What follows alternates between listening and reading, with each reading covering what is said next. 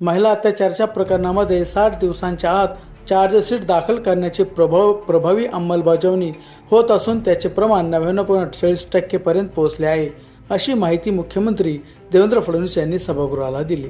आता आपण जर महिलांविरोधातले गुन्हे जर बघितले तर आपल्याला माहिती आहे की 2013 पासून सातत्याने या गुन्ह्यांमध्ये वाढ होते आणि वाढ होण्याचं कारण असं आहे की गुन्ह्यांचं रजिस्ट्रेशन फ्री झालेलं आहे आणि 2013च्या अमेंडमेंटमुळे एक स्टेप वरचा गुन्हा झालाय। म्हणजे पूर्वी ज्याला छेडखानी म्हणायचो तो आता रेप मानला जातो, अशा पद्धतीने एक स्टेप वर झालेला आहे।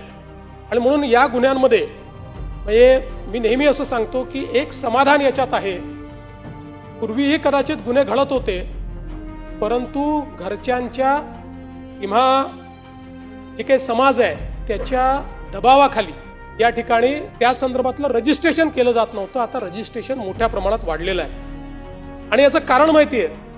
याच्यामध्ये जर आपण बघितलं तर आता 2026च्या पर्यंत जे आपण काही विश्लेषण केलं तर याच्यामध्ये जुने सगळे गुन्हे बलात्कारांच्या गुन्ह्यांमध्ये 4434 प्रकरणात ओळखीचे आरोपी आहेत आणि फक्त 5 प्रकरणांमध्ये अनोळखी आरोपी। या ओळखीच्या आरोपींमध्येही नातेवाईकांचं प्रमाण हे सर्वाधिक आहे। म्हणून पूर्वीच्या काळामध्ये समाजाचं प्रेशर असायचं, घरच्यांचं प्रेशर असायचं की गुन्हा दाखल करू नका।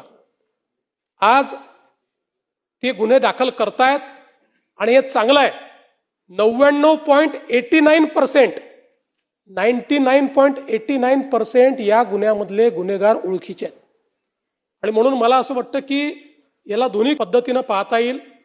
गुन्हे वाढतायत असंही पाहता येईल, पण त्याच वेळी समाज जर सुधारायचा असेल तर हे जे हायडिंग बिलो द कार्पेट आपण म्हणतो, दाबून ठेवा, सांगू नका, घराची इज्जत, हे जर संपलं आणि त्या घरच्याही लोकांना किंवा ओळखीच्या लोकांना लक्षात आलं की असे गुन्हे दाखल होत आहेत तर कदाचित यामध्ये मोठा परिणाम होईल। दुसरं, याच्यामध्ये नवीन कायद्याने 60 दिवसाच्या आत आपल्याला चार्जशीट दाखल करायला सांगितली आहे।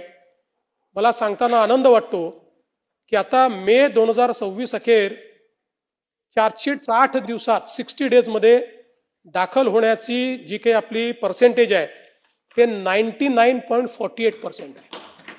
म्हणजे जवळपास एखाद दुसरा गुन्हा सोडला तर सगळ्या गुन्ह्यांमध्ये 60 दिवसाच्या आत चार्जशीट त्या ठिकाणी चाललेली आहे।